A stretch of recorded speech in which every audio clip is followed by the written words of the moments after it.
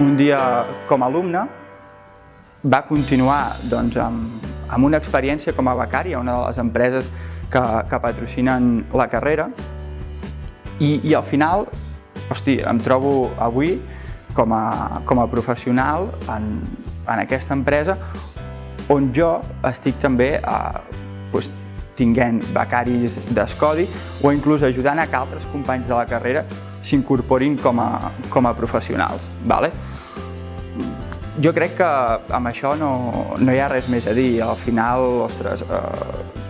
jo crec que no hi ha més orgull que poder estar aquí avui defensant alguna cosa en què jo crec, alguna cosa que m'ha portat molt a mi com a professional i ajudant a futures generacions a prendre una decisió tan difícil com pot ser aquesta. I vosaltres direu, hosti, està molt bé, però aquest pot ser un cas aïllat d'èxit. Us haig de dir que no, tinc companys que valoro moltíssim la seva trajectòria professional fins ara, també molt recent com la meva, i que estan molt ben posicionats, que han engegat projectes com a emprenedors, com l'Àlex, el meu company,